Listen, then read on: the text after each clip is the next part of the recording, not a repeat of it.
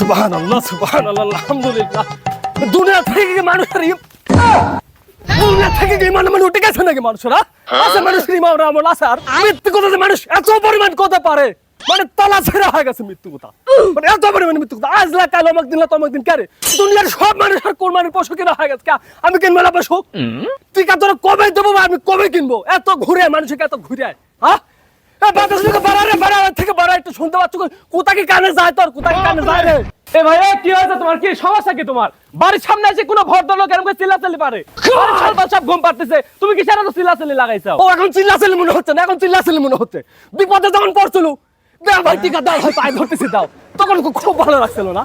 আর এখন আমার কোন চিল্লাচিল্লি মনে হচ্ছে। দিব কবে টিকা দিব কবে আর কত ঘরে দিব? আরে ভাই আমি কইছি তো তোমার টিকা দিব, আমার হাতে হয় নাই দিতে পারি নাই। তোমার টিকা কি আমি একবার লিখে নাকি দিব না? তোমার টিকা হাতে হলেই দিয়া দেব।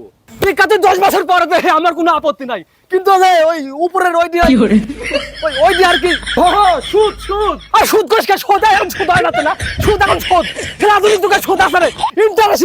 ইন্টারেস্ট তো দিব নাকি? আমি তো কুরবানি পশু কিনবো নাকি রে? না আমি কিনতে দিব না, তোরা একলা জোরে করে খাবো সব। তুমি তার মাথা গরম করো না, বাড়ির সামনে এসে চিল্লাচিল্লি করো না। সামনে সপ্তাহ দিয়ে দেবো না, তুমি এখন যাও হাঁটো। ইয়া তো গত সপ্তাহ থেকে শুনতেছি রে, গত সপ্তাহে কোথায় তো কইছিল নাকি মানুষের কি ইমান আমল একবার নাই রে। মৃত্যু কথা যে হারাম, আল্লাহ তাআলা যে মৃত্যু কথা হারাম করছে তোরা কি ভুলে গেছ রে? সেদিন দেখ তো কি করলো, কসকসা 50 টাকা লোট দান করলো। কি জানে তো দান করবো হে? তুই জানিস না, তুই হাদিস শুনিস নাই যে লক্ষ টাকা দান করেছে 10 টাকা ঋণ পরিশোধ কর, তুই 50 টাকা আমাকে দিল, আমার একটু উপকার হলো নি? বুঝিস না তুই বুঝিস না?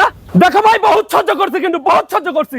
তোমার এই সুদ করার মুখে কিন্তু এই হাদিস টাদিস মানায় না। আর তুমি এই সুদে টিকা তুলে দিবে কোরবানি, তোমার কোরবানি জীবনে কবুল হবে? হ্যাঁ, আর তুমি দিচ্ছ হাদিস। তুমি এত হাদিস জানো আর এই হাদিস জানো না যে এক টাকা সুদ খেলে নিজের মায়ের সাথে 36 বার জিনা করার গুনাহ হয়। যে কথা মুখে আনতে তো ঘৃণা করে। দেখো ভাই আমার কথায় রাগ করো না, আমার কথা একটু মন থেকে বোঝার চেষ্টা করো। তুমি যারা জন্য হারাম পথে এত অর্থ সম্পদ কামাই করতে চাও, তুমি যদি এখন মরে যাও, তুমি এখন মরে গেল, তুমি একবার মন থেকে ভাবো তো দেখি, তুমি যদি মরে যাও এখন তোমার পাপের ভাগীদার কি কেউ হবে? তোমার পাপের ভাগীদার কেউ হবে না। তোমার পাপ তোমারই বহন করা লাগবে, তোমার পাপের শাস্তি তোমারই ভোগ করা লাগবে। তাই ভাই এখনো সময় আছে, আল্লাহর কাছে তওবা করো, মন থেকে ফিরে আসো, আল্লাহ ক্ষমা করে দিবে। ভাই তুই আমার চোখটা খুলে দিল ভাই, আল্লাহর কাছে দোয়া করি ভাই আল্লাহ যেন আমাকে এই হারাম পথ থেকে ফিরে থাকার তৌফিক দান করে। আমাদের সমাজে মারাত্মক একটি ব্যাধি এবং জঘন্যতম একটি পাপের কাজ। আল্লাহ তাআলা আমাদের এই সুদ থেকে বেঁচে থাকার তৌফিক দান করুন, আমিন। ভিডিওটি কার কাছে কেমন লেগেছে অবশ্যই কমেন্টের মাধ্যমে জানিয়ে দিবেন।